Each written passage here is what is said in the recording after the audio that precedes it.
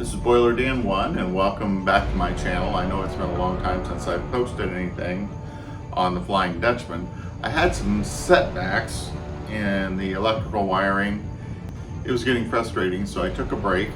I also did some traveling, but I'm back now. I have my lighting how I want it, and I don't think you can see from this view too much, so I'll do a close-up as I'm talking. So now that the wiring is done, I will be able to finish the planking on the side that's facing you. And I've added some lights on the top deck, 3 on each side.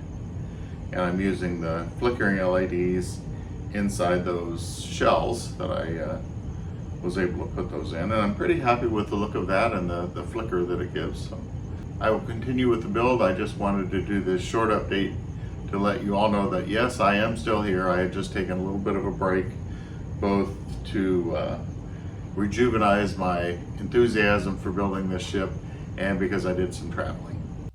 On this model, there are a few places where they have you just put a blank piece of wood behind some of the cannon ports, painted black, and then you'll have a false cannon, you drill a hole and it just sticks on there. In a previous model, I had a similar situation, but they made a 3-dimensional, so it has some depth. So I'm going to go ahead and use these instead.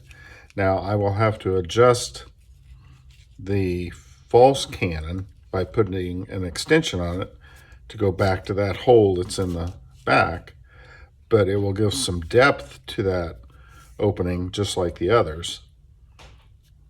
So that's what I am going to do. Early on, I had coppered these gun port panels and then aged it, and I was going to do that more on the ship, different places. It still seems like this should be planked over. I'm going to look into it closer. But the way I think this is made, this is a standalone. It doesn't get planked. If that's the case, I'm going to leave it that weathered look. It'll be kind of a standout on the ship, but I'll make it blend in somehow.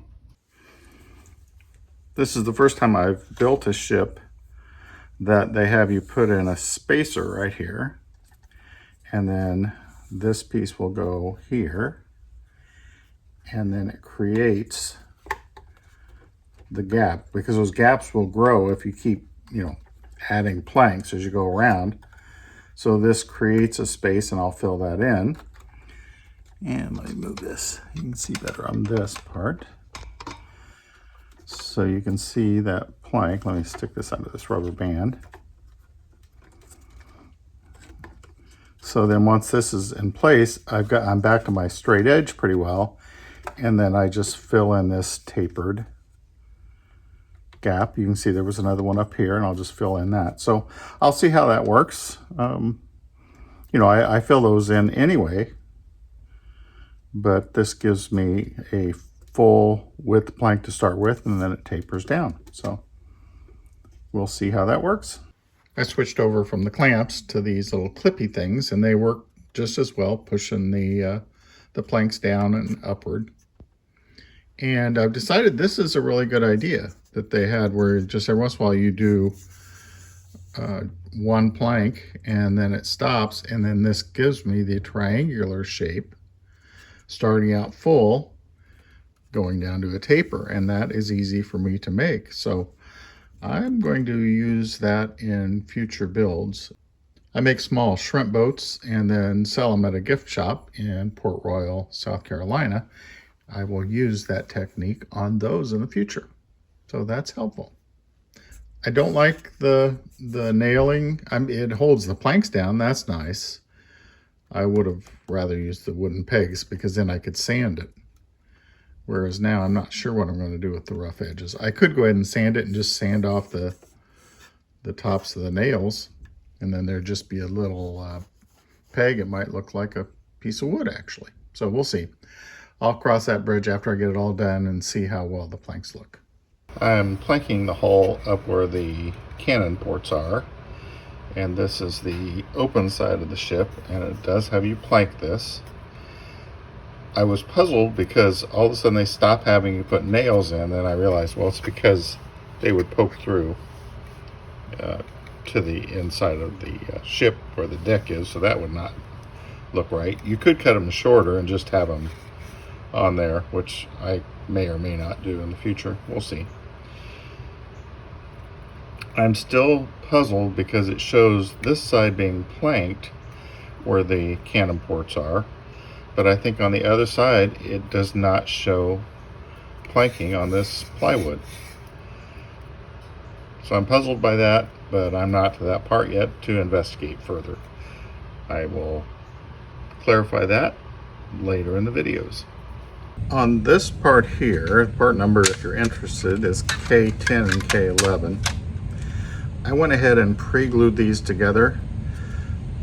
These outer sections have a slant to them. It'll kind of match the ship, but I thought it was important that the corners match up, and then I can try and shape everything to fit.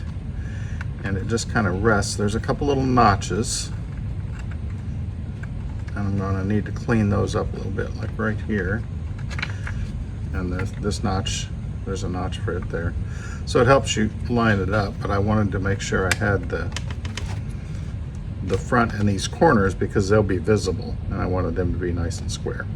Another area that I'm paying extra attention to is these little notches here. I cleaned these out real well because I want to make sure that this is flush with the front and contacts the deck evenly. So I've got it to that point. So I'm going to go ahead and attach this piece first and then worry about the side pieces. Something unusual on this particular model, and I don't understand why they did this. You can see there was a little notch here for this piece. This does not get planked. Then there's a little corner here that just gets one little piece that fits like that. Not sure what the designers were thinking with that, but it's obvious that's what you're supposed to do. As you can see in this drawing, there's a little notch, there's a little opening there, and then that little bitty piece that goes there. So here I just finish out and plank all the way up. And then this side will be pretty much done. That concludes part 9 of my building the Flying Dutchman. I appreciate your patience, I appreciate your watching, and I appreciate you following along on my journey on building the Flying Dutchman. This is Boiler Dan 1. As always, thanks for watching.